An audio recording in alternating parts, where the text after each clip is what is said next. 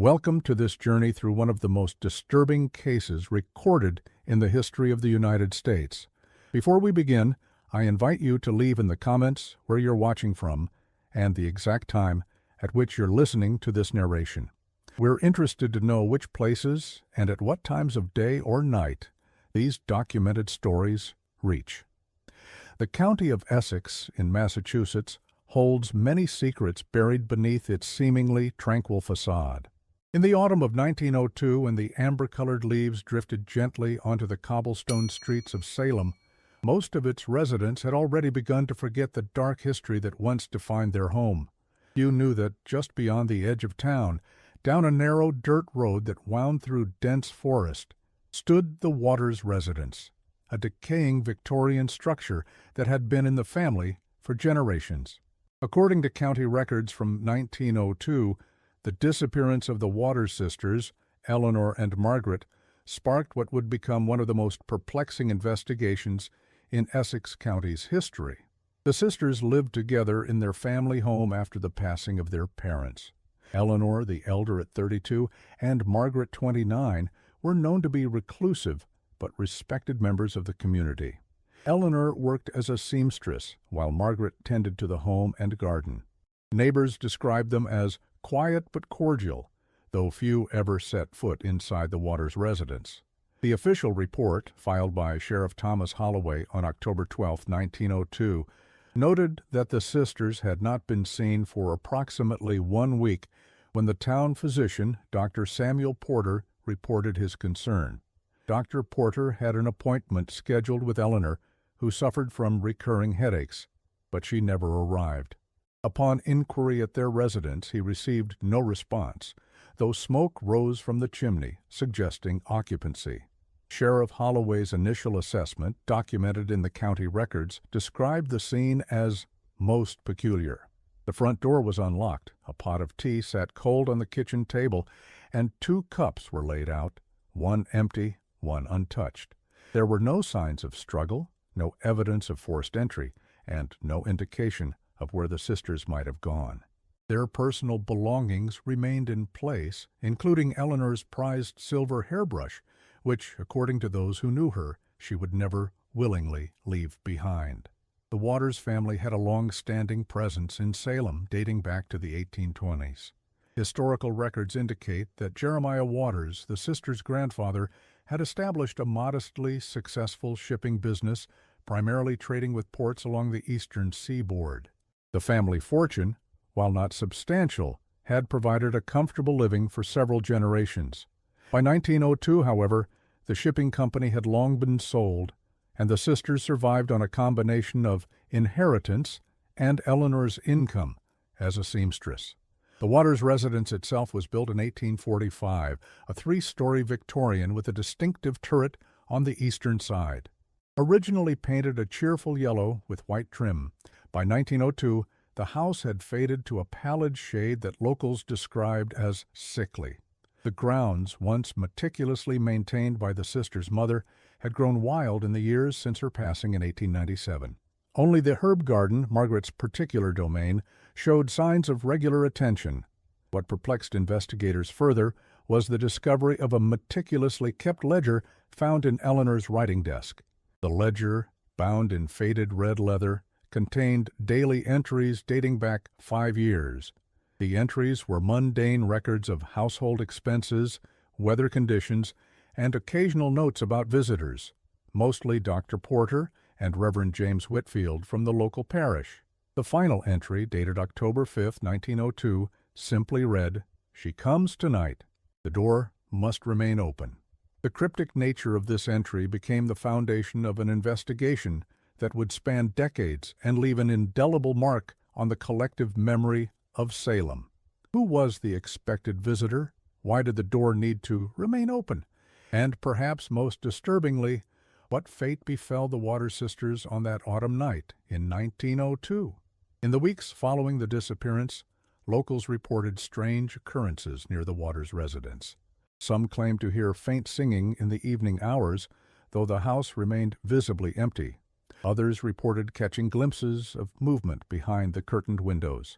Sheriff Holloway dismissed these accounts as nervous imagination inflamed by rumor, according to his supplementary report dated November 3, 1902.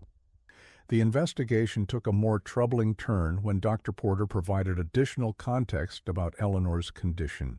According to his medical notes, which were reluctantly shared with the authorities, Eleanor's headaches had begun approximately 6 months prior, coinciding with the arrival of a peculiar package addressed to Margaret.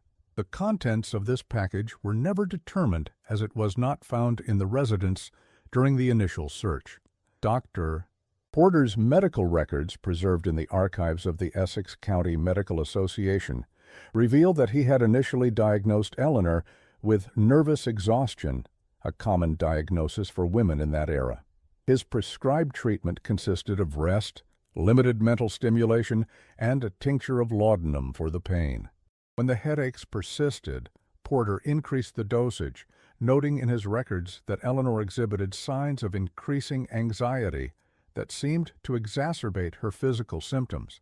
The physician's notes also contained a curious observation from a house call made in August 1902, approximately 2 months before the sisters' disappearance.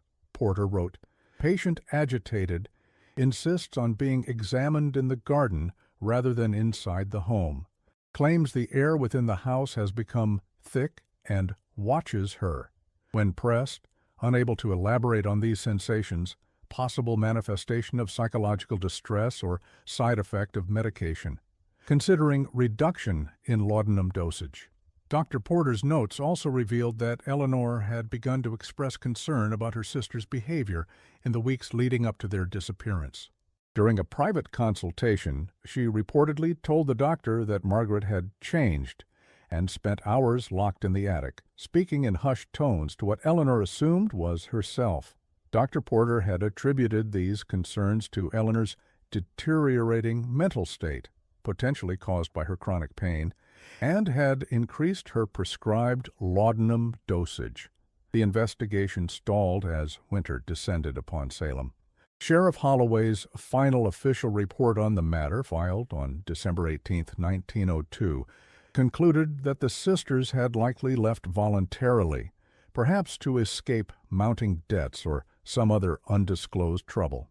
This explanation satisfied most of the town's residents, eager to return to their normal lives as the holiday season approached.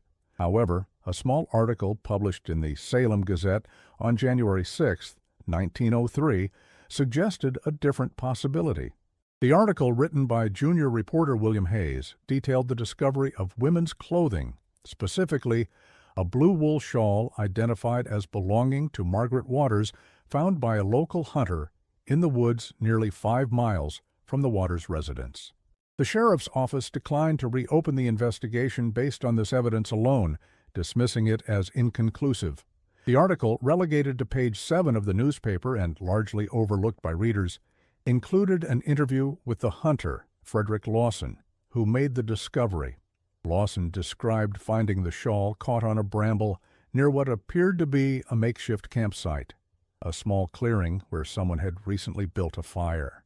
More disturbing was Lawson's claim that he observed unusual markings carved into the surrounding trees, geometric patterns he described as not natural, like someone was trying to map something out using the forest itself. Sheriff Holloway, when asked about these details, suggested that Lawson had likely stumbled upon a transient's camp, unrelated to the Waters case. A follow-up article, published 1 week later, noted that when authorities finally investigated the site based on public pressure, the markings Lawson described could not be located. The campsite showed signs of recent use, but no further evidence connecting it to the Waters sisters was discovered. Lawson, however, maintained that the markings had been there when he found the shawl, insisting, "I know what I saw. Something wasn't right about that place." What happened to Eleanor and Margaret Waters remained a mystery for nearly 5 decades. The house stood empty, gradually reclaimed by nature, its windows clouded with dust, and its wooden exterior weathered by countless seasons. Occasionally, curious teenagers would venture onto the property on dares, but no one stayed long. There was something about the house that felt wrong, something In the air that seemed to whisper warnings to those who listened closely enough, town records indicate that the property taxes on the Waters residence continued to be paid through a standing arrangement with Salem National Bank, drawing from a modest trust established by the sisters' father before his death. This administrative detail, overlooked during the initial investigation, raised questions years later about whether the sisters had indeed planned their disappearance in advance, ensuring their home would remain undisturbed in their absence. In 1919, the bank attempted to locate any surviving family members who might claim the property as the trust funds were nearing depletion. Their inquiries revealed that the Waters family line had effectively ended with Eleanor and Margaret. Their father had been an only child, and their mother's relatives had either passed away or lost contact with the family years before the sisters' disappearance. With no legal claimants, the property eventually reverted to county ownership but remained unoccupied. During the intervening decades, the Waters case faded from public memory, becoming little more than a local legend, the kind of story told to frighten children or entertain visitors with a taste for the macabre. The house gained a reputation as being unwelcoming, with several prospective buyers over the years backing out of purchases after viewing the property. Real estate records from the period cite various practical concerns, structural issues, water damage, outdated facilities, but local gossip suggested other reasons for the property's unsellable status. In 1951, the property was finally purchased by the Historical Society of Essex County, with plans to restore the structure and turn it into a museum dedicated to early 20th century domestic life. It was during the initial restoration efforts that workers made a grisly discovery in what appeared to be a false wall in the cellar, a space that did not appear on any of the original architectural plans. The restoration foreman, Richard Davis, described the discovery in a written statement to police. "We were examining the foundation for structural integrity when one of my workers noticed a section of the stone wall that didn't match the rest. The mortar was different, newer somehow. When we removed several stones to investigate, we found a second wall behind it, with a narrow gap in between. It was clearly intentional construction, not a repair or reinforcement."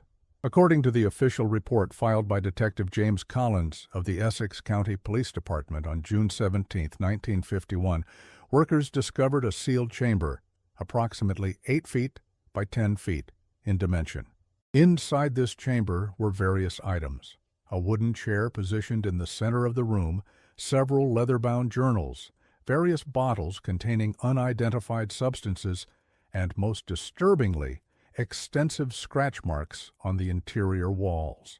Forensic analysis of the chamber, conducted by Dr.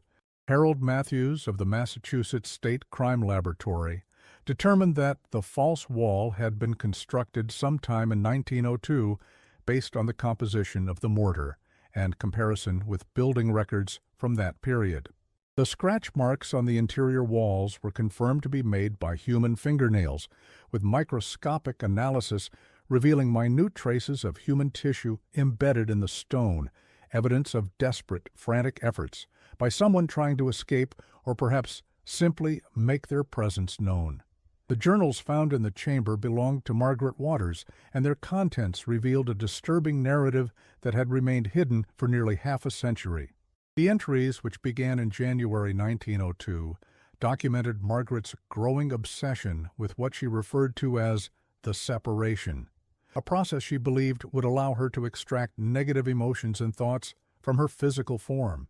The first entry, dated January 8, 1902, began innocuously enough. Received correspondence from Dr. Weiss in Vienna today. He writes that he has located the text I inquired about and will forward it once payment is received. After 3 years of searching, I can scarcely believe I am so close to the answers I seek.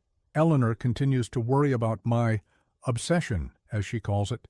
If only she could understand that what I pursue is for both our benefits. Subsequent entries detailed Margaret's growing isolation as she immersed herself in what she called her studies. She wrote of receiving the package from Vienna in late March, presumably the same package that Dr.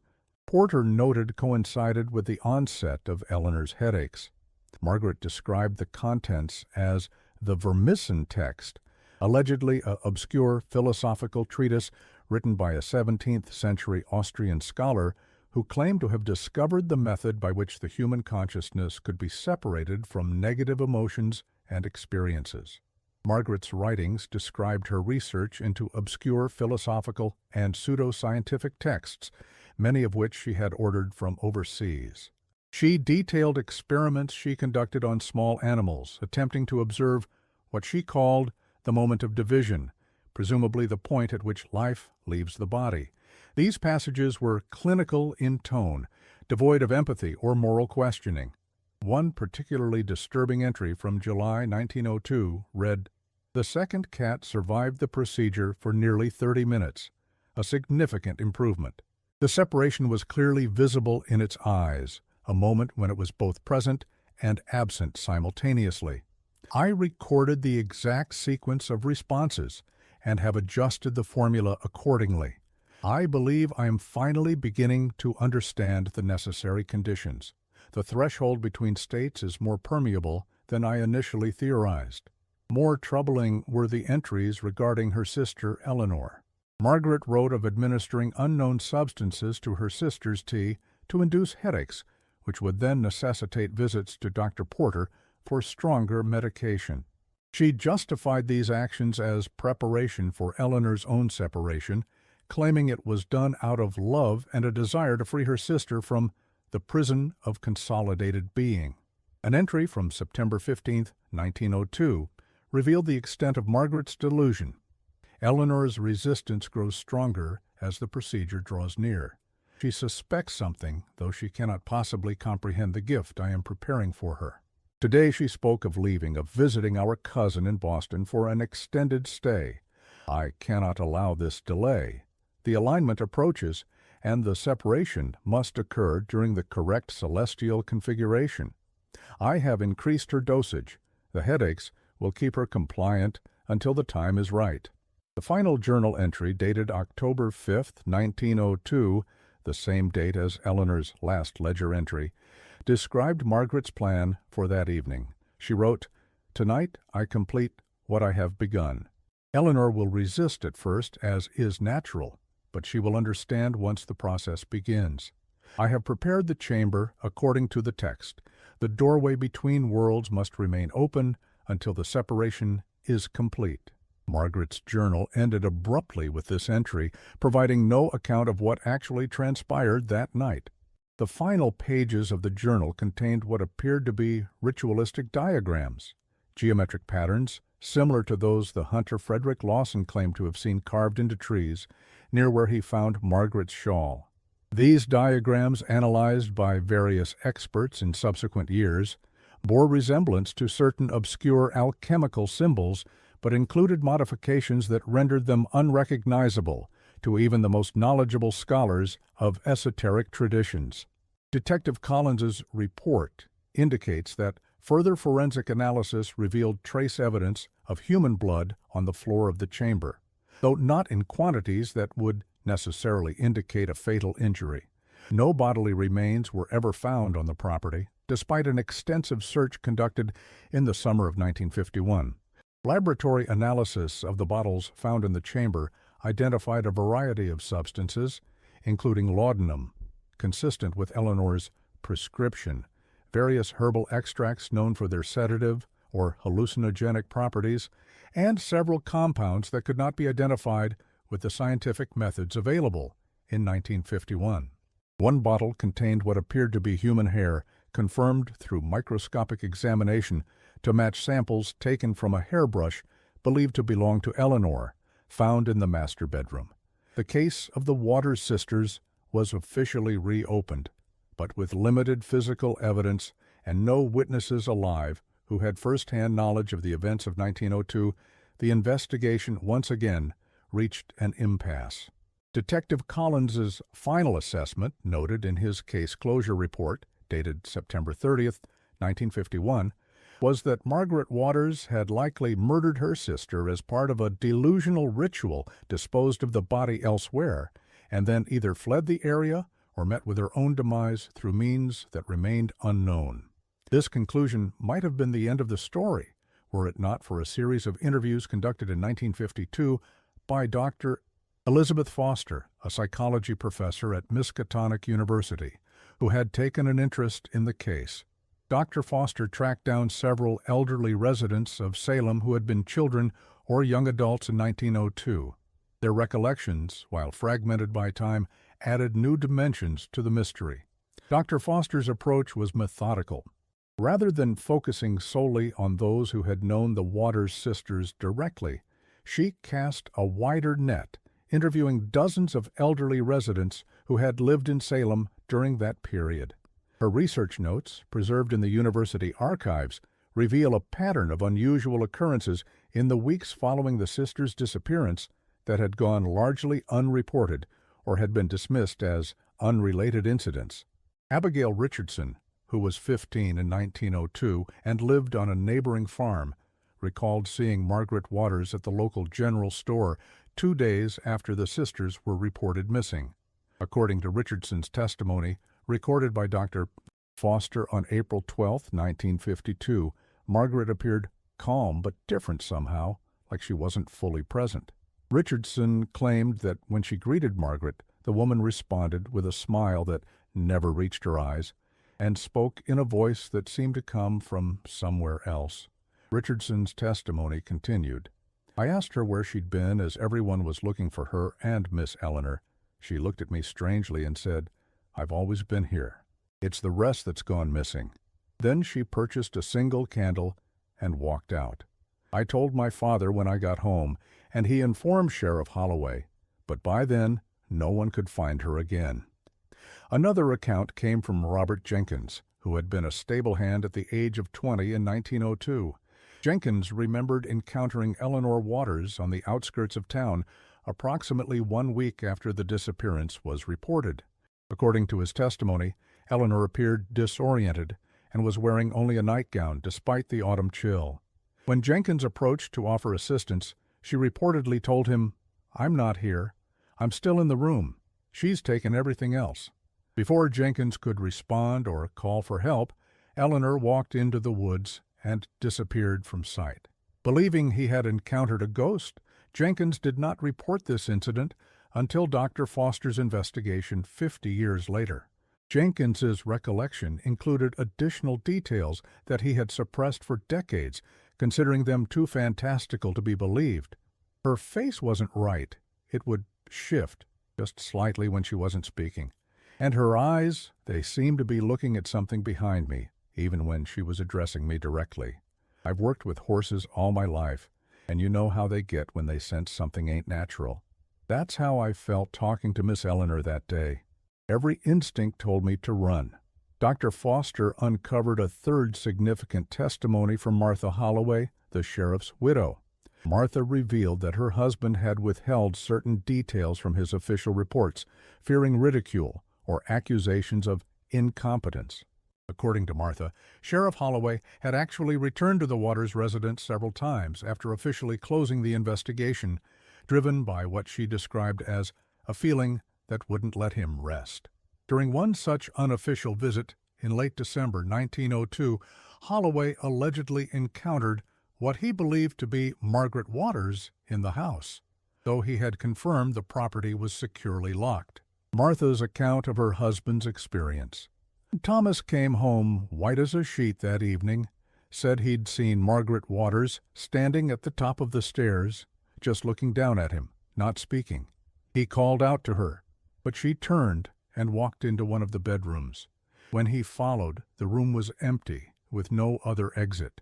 Thomas was a practical man, not given to flights of fancy. Whatever he saw that day troubled him deeply.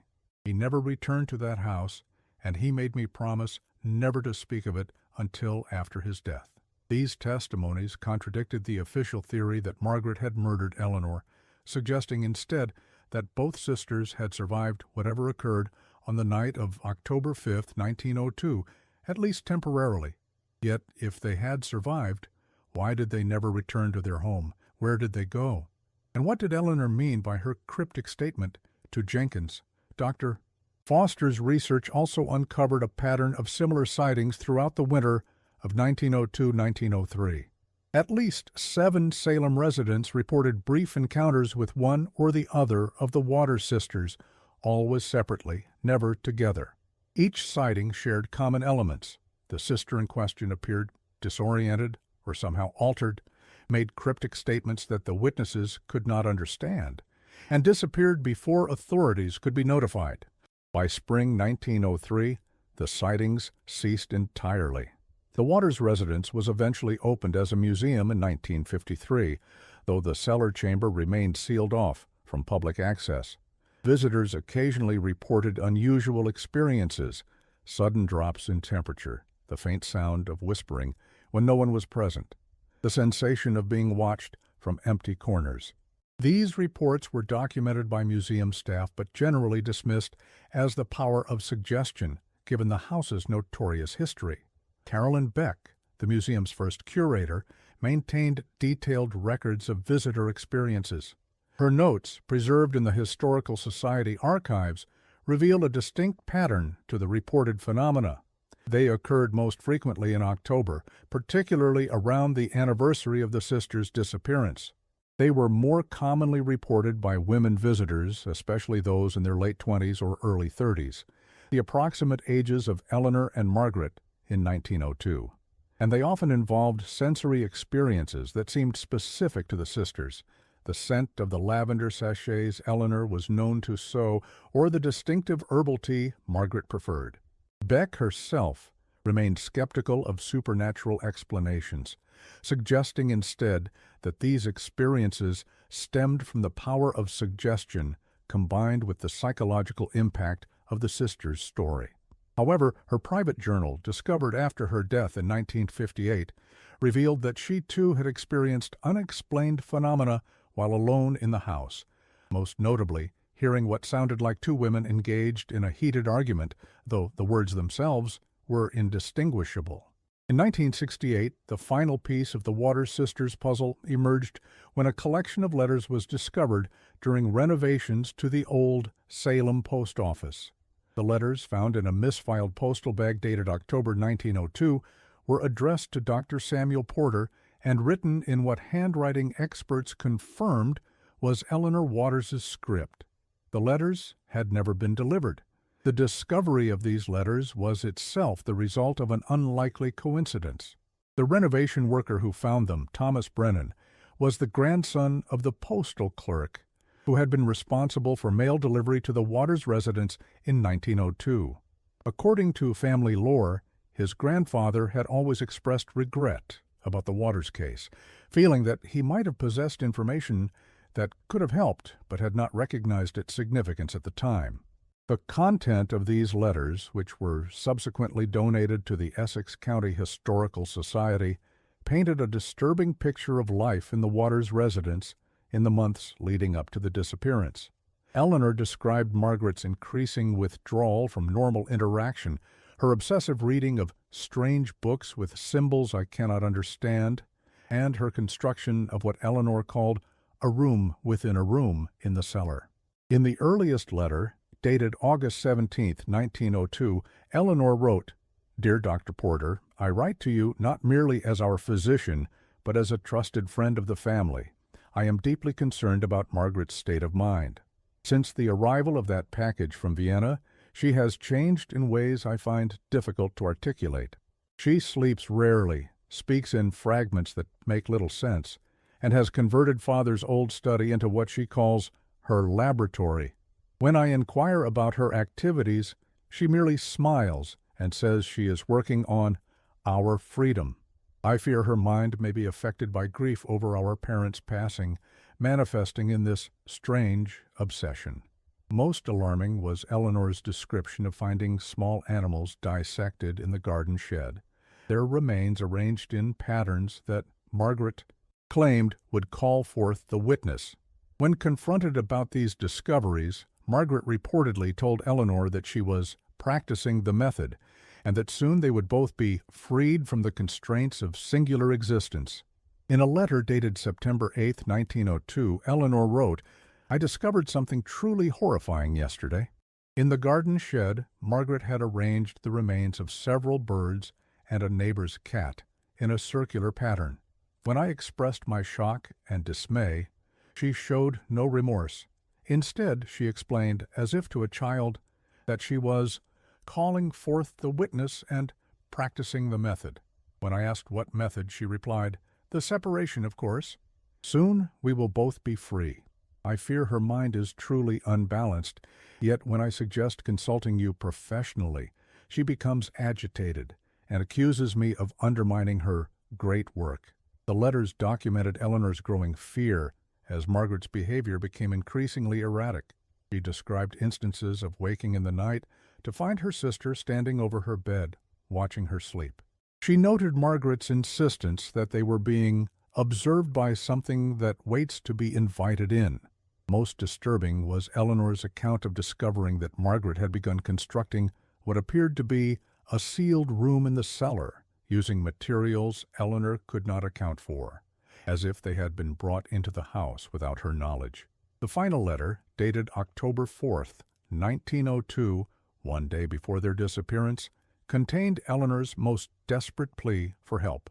She wrote that Margaret had begun preparing a space in the cellar where the separation would take place. Eleanor expressed her fear that Margaret intended to harm her, but admitted feeling unable to leave. "There is something in this house now that will not let me go," she wrote. "It watches from the mirrors and speaks with Margaret's voice, but it is not her, not entirely. I fear by tomorrow it may speak with my voice as well." The letter continued. "Last night I resolved to leave, to come to you directly and seek your intervention. I packed a small bag and waited until Margaret retired to her room. But as I reached for the door handle, I found myself unable to grasp it, not due to any physical restraint, but a profound certainty that I could not pass through the doorway. I stood there for what felt like hours, my hand hovering inches from freedom, yet utterly unable to proceed. It was as if invisible threads had stitched me to this house, to Margaret, to whatever she has invited into our lives. I am writing this letter in the desperate hope that it reaches you before the procedure Margaret has planned for tomorrow evening. She speaks of the separation as a gift, but I fear it is something far more sinister.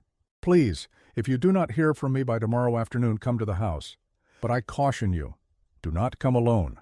Eleanor planned to visit Dr. Porter the following day to seek his intervention, but as history shows, she never arrived for that appointment. The letters, never delivered and hidden away through an accident of administrative oversight, contained the warning that might have saved the Waters sisters, or at least explained their fate. The discovery of Eleanor's letters prompted renewed scholarly interest in the Waters case. The references to the separation, a concept also central to Margaret's journals, suggested that whatever occurred on October 5, 1902, was the culmination of a deliberately planned procedure rather than a spontaneous act of violence or madness. The letters also introduced a new element to the mystery, Eleanor's sense of being trapped in the house by something that watches from the mirrors, a detail that took on additional significance in light of later testimony from Mary Peterson about her mother's fear of reflective surfaces. In the decades since these discoveries, the case of the Waters sisters has been the subject of numerous articles, books, and academic studies. Theories range from the psychological, proposing that Margaret suffered from a severe mental disorder that eventually affected Eleanor through a rare phenomenon known as folie à deux, to the criminal, suggesting that one or both sisters were involved in activities that necessitated their disappearance and the creation of an elaborate cover story.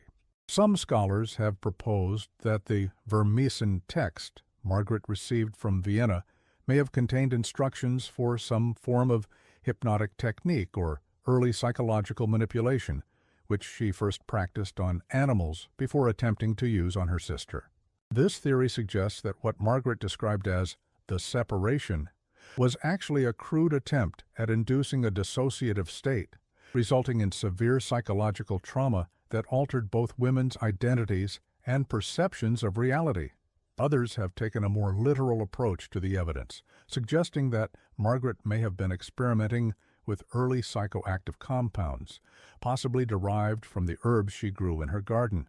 The unidentified substances found in the bottles in the hidden chamber lend some credence to this theory, though modern chemical analysis has proven inconclusive due to degradation of the samples over time.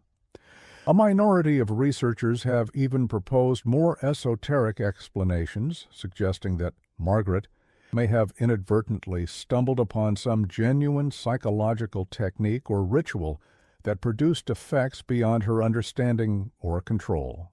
While such theories are generally dismissed by mainstream academia, proponents point to the consistent patterns in witness testimonies and the strange effects reported by those who later investigated the case as evidence that something beyond conventional explanation occurred in the Waters residence. What remains undisputed is that something profound and disturbing occurred in the Waters residence in October 1902. The physical evidence, the sealed chamber, the journals, the undelivered letters, paints a picture of psychological deterioration and obsession. The testimonies, sightings of both sisters after their reported disappearance, behaving strangely and speaking cryptically, suggest an outcome more complex than simple murder or voluntary departure. Perhaps most unsettling is what happened to those who became deeply involved in investigating the case. Detective James Collins, who led the 1951 investigation after the discovery of the hidden chamber, resigned from the police force 6 months later. According to former colleagues, he became convinced that he was being followed by two women whom no one else could see. He died in 1957 under what the medical examiner deemed unusual but natural circumstances. His heart had simply stopped, despite no evidence of disease or trauma. Dr. E. Elizabeth Foster, whose interviews with witnesses added crucial details to the case, abandoned her academic career shortly after publishing her findings in a scholarly journal. She retreated to a small cottage in Vermont and refused all further contact with colleagues or students. Her personal papers, examined after her death in 1964, contained hundreds of pages of notes about what she called the division of self, a concept eerily similar to Margaret Waters' writings about the separation. Even William Hayes, the junior reporter who wrote about the discovery of Margaret's shawl in 1903, exhibited unusual behavior in his later years. According to his family members, interviewed for a 1966 retrospective article in the Salem Gazette, Hayes developed an intense fear of mirrors in his old age, claiming that sometimes he saw faces in them that were not his own, faces that he described as familiar but wrong somehow.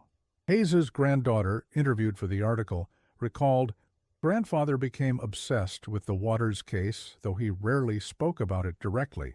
He collected every scrap of information he could find and kept it in a locked box in his study. In his final years, he covered every mirror in the house with cloth. When I asked why, he said, 'They're looking for new places to go, and I won't invite them into my face.' I never understood what he meant, but the fear in his eyes was genuine." The Waters residence itself remained a museum until 1959, when a fire of unknown origin destroyed much of the original structure. Firefighters reported unusual difficulties in combating the blaze, which seemed to reignite repeatedly despite their efforts. By morning, only the stone foundation and the cellar remained intact. The museum was never rebuilt, and the property was eventually reclaimed by the county and left undeveloped, a vacant lot where nothing seems to grow quite right. Fire Chief Walter Simmons, in his official report, noted several anomalies about the blaze. Fire behaved inconsistent with standard combustion patterns. Despite calm weather conditions, flames appeared to move against prevailing air currents. Most unusual was the selective nature of the destruction. While the structure itself was consumed, many artifacts within, particularly those associated directly with the Waters sisters, remained untouched by fire, smoke, or water damage. In my 30 years of service, I have never witnessed such a phenomenon. Among the items recovered intact from the ruins was Eleanor's silver hairbrush, found sitting atop an otherwise incinerated dressing table. Also preserved were several of Margaret's journals and a portrait of the sisters painted in 1895. The frame charred, but the canvas mysteriously unblemished. These items were transferred to the Essex County Historical Society, where they remain in the collection today, though rarely displayed due to what the current curator describes as conservation concerns. In 1962, a final curious footnote was added to the Waters sisters' case when a retired librarian named Helen Marsh came forward with information about the mysterious package that had allegedly triggered Margaret Waters' descent into obsession.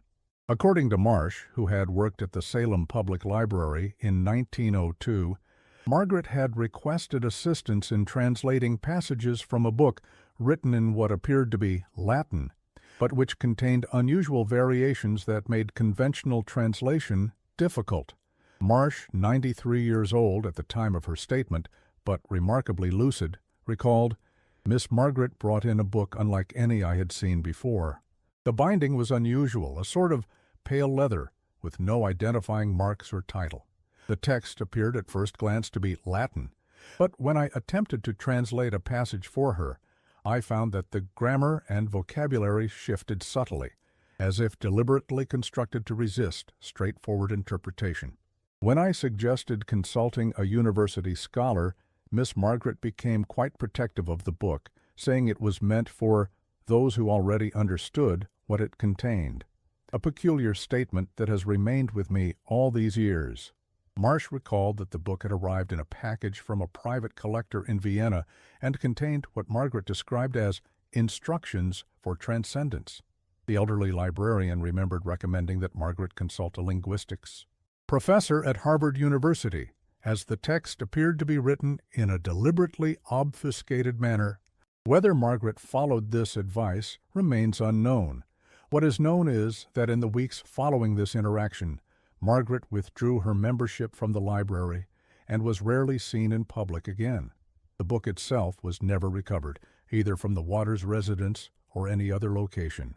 Its contents, like so much else in this case, remain a matter of speculation. Attempts to trace the origin of the Vermison text through academic and antiquarian channels have yielded little concrete information. No other copy has ever been definitively identified, and no records of such a text appear in major library or university catalogs from the period. Some scholars have suggested that the book may have been a privately published work by an obscure philosopher, or possibly a deliberately manufactured fraud created to appeal to those with interests in esoteric knowledge, a relatively common practice in European occult circles at the turn of the century. For those who have studied the Waters sisters' case extensively, certain patterns emerge that defy conventional explanation. The consistent reports of both women being seen after their disappearance, always separately, and exhibiting unusual behavior.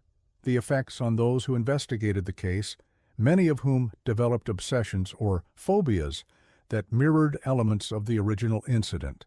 The strange atmosphere that reportedly pervaded the Waters residence, persisting even after it became a museum. Some scholars have suggested that what occurred in the Waters household in October 1902 was neither murder nor flight, but something far more complex, a psychological breakdown that somehow transcended the boundaries of conventional understanding. Margaret's writings about separation and Eleanor's letter describing something in the house that was changing them both point to an experience that defies easy categorization. The most comprehensive analysis of the case was conducted by Dr. James Perkins of the Department of Abnormal Psychology at Boston University in 1968.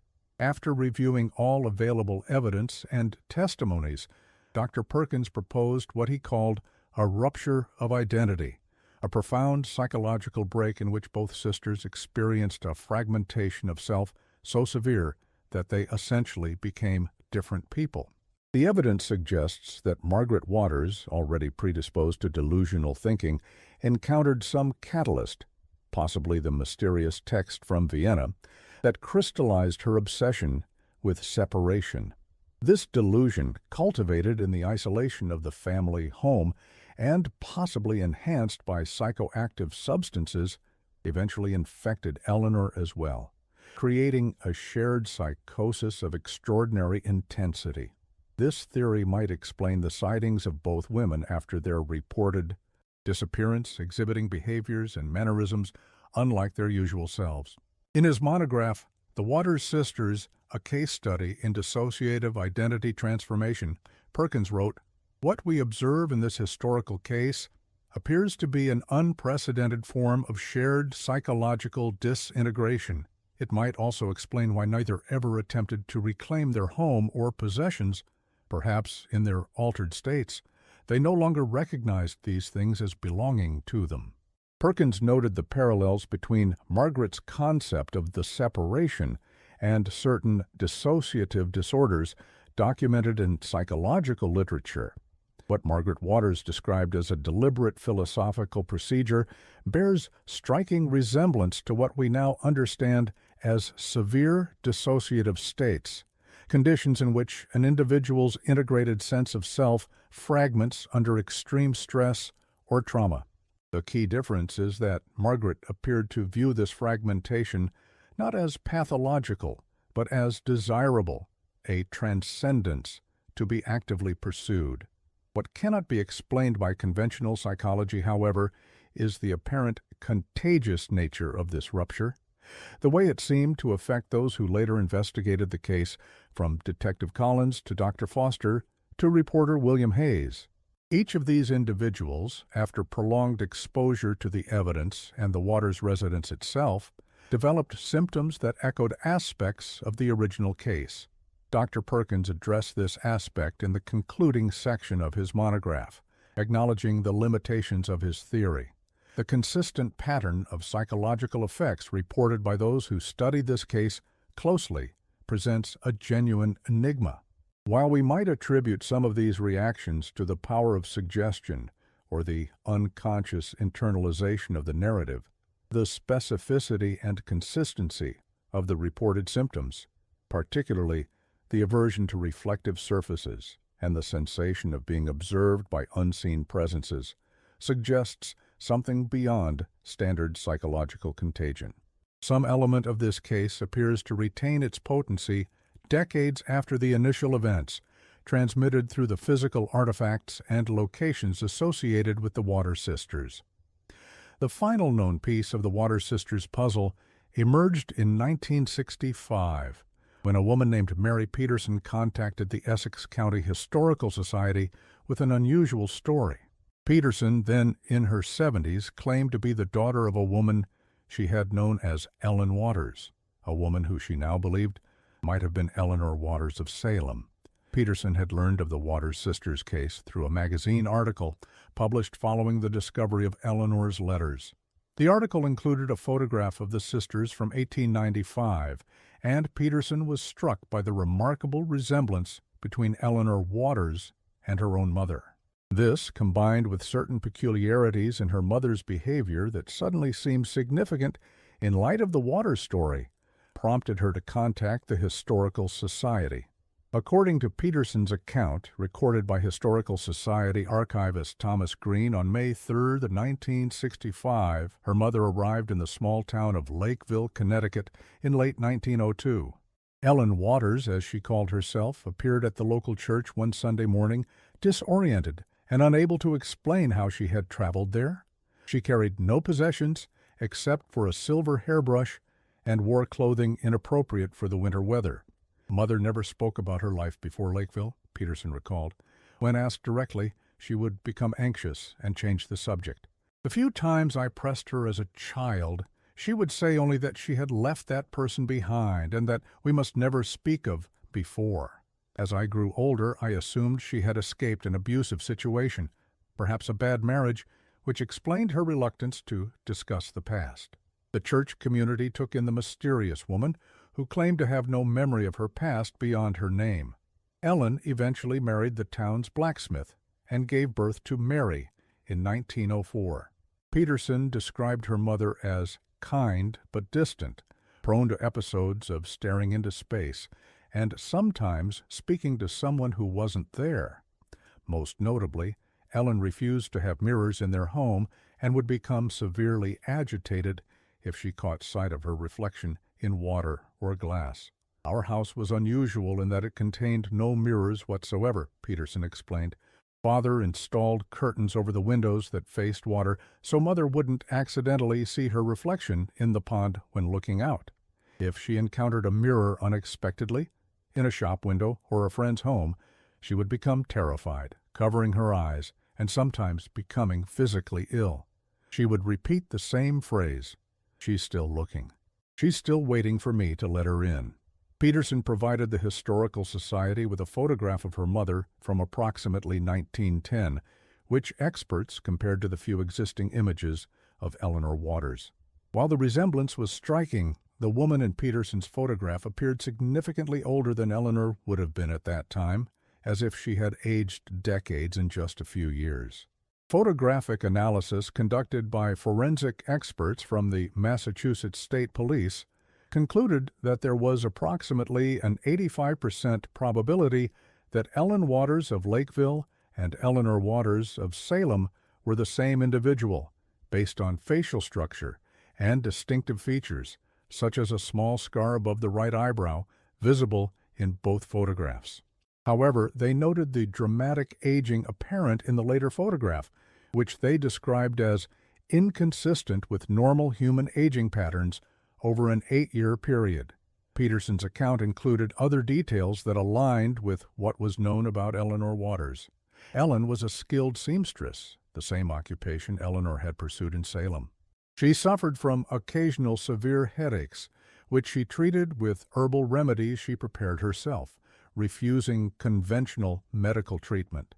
And perhaps most significant, Peterson recalled finding her mother several times in the middle of the night, writing in a small red leather book similar to the ledger found in Eleanor's desk, though this book was never found among Ellen's possessions after her death. Ellen Waters died in 1932, according to Peterson's account. In her final days, she reportedly became increasingly agitated, insisting that she was coming to complete what was started. On the night of her death, Peterson recalled being awakened by her mother's voice engaged in conversation, though no one else was in the room. The last words Peterson heard her mother speak were, "I know what you did with the rest of me." "I entered Mother's room just after midnight," Peterson recounted. "She was sitting upright in bed, speaking to the empty corner of the room as if someone was standing there. When I asked who she was talking to, she turned to me with an expression I had never seen before, almost a look of recognition, as if she was truly seeing me for the first time. She said, 'She found me, Mary, after all these years. She wants to finish it.' Then she looked back at the corner and said those final words, 'I know what you did with the rest of me.' She died before morning came." Whether Ellen Waters of Lakeville was indeed Eleanor Waters of Salem remains officially unconfirmed. Peterson's photograph and testimony were added to the historical record, but no definitive conclusion was reached. The silver hairbrush that Peterson inherited from her mother, which might have provided a connection to the hairbrush noted in Sheriff Holloway's original inventory of the Waters residence, was unfortunately lost in a house fire in 1940. Peterson herself died in 1967, 2 years after coming forward with her story. According to her son, Michael Peterson, interviewed for a local newspaper in 1968, his mother had begun to exhibit some of the same behaviors she had described in her own mother during her final months, avoiding mirrors and claiming to hear voices speaking from empty rooms.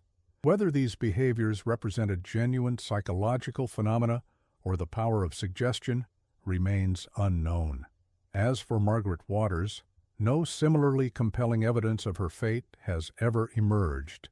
There were reports of a woman matching her description teaching at a girls' school in western Massachusetts until approximately 1910, but school records from that period were destroyed in a flood, making verification impossible. Some researchers have noted the curious fact that several women bearing the surname Waters, though with different first names, appeared in various New England communities between 1903 and 1915. Each lived briefly in their respective locations before disappearing again, leaving little trace of their presence beyond a few witness recollections. Whether these women were indeed Margaret Waters, using different identities, or simply coincidental namesakes, remains unknown. Dr. Perkins's analysis included speculation about Margaret's fate. If we accept the theory that both sisters survived the events of October 5th, 1902, with their identities severely fragmented, it seems reasonable to assume that Margaret's experience would have paralleled Eleanor's, a life of transience, psychological instability, and perhaps a persistent fear of being found by the other half of herself. The multiple reports of women using the Waters surname but different given names across New England during this period would be consistent with someone living in a dissociative state, assuming various identities as psychological defenses shifted.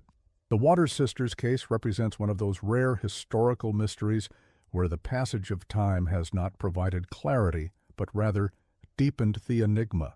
The evidence, journals, letters, witness testimonies, the hidden chamber presents a picture that defies conventional explanation.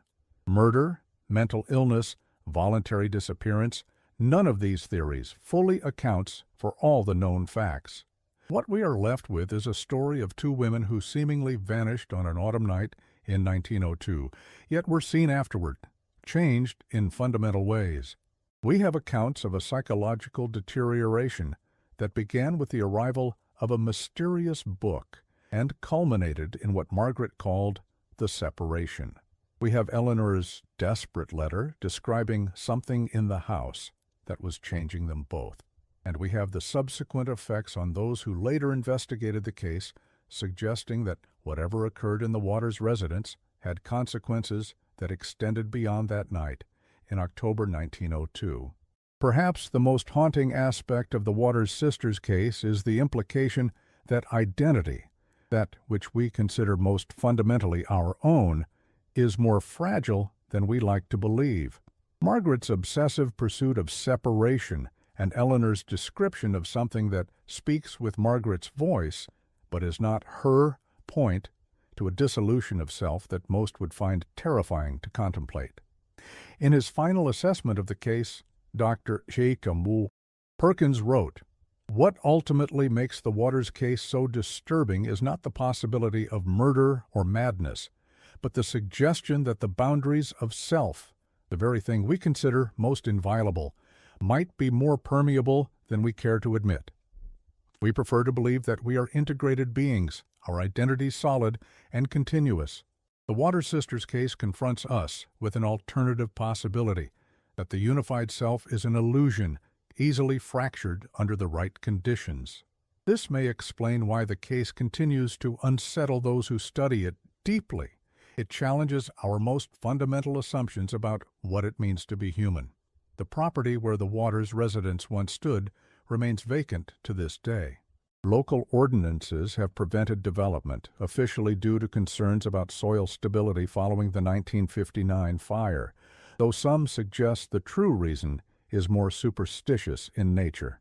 Visitors to the site report an oppressive atmosphere, a sense of being watched, and occasionally the faint sound of two women's voices engaged in urgent conversation, though the words themselves remain indistinguishable. In 1968, a small memorial plaque was placed at the perimeter of the property by the Essex County Historical Society. It bears a simple inscription, Eleanor and Margaret Waters, Sisters of Salem, 1870-1902, may they find the peace in memory that eluded them in life. The question mark after the presumed year of death serves as a fitting final punctuation to a story that has never found its proper conclusion. The Waters sisters case continues to fascinate and disturb those who encounter it. Historians, psychologists, and curious visitors still occasionally visit the vacant lot in Salem, drawn by a story that refuses to be neatly categorized or easily explained. Some report taking photographs that show strange anomalies, dual exposures where none should exist, blurred figures at the edge of the frame, unexpected reflections in camera lenses. Whether these phenomena represent genuine paranormal occurrences or the psychological projection of expectations onto ordinary technical glitches remains, like so much else about this case, a matter of ongoing debate. What cannot be disputed is the lasting impact of the Waters sisters' story on the collective consciousness of Salem, a community already well acquainted with historical darkness. Local tour guides include the site on their routes, recounting sanitized versions of the tale for tourists. School children dare each other to stand on the property at dusk.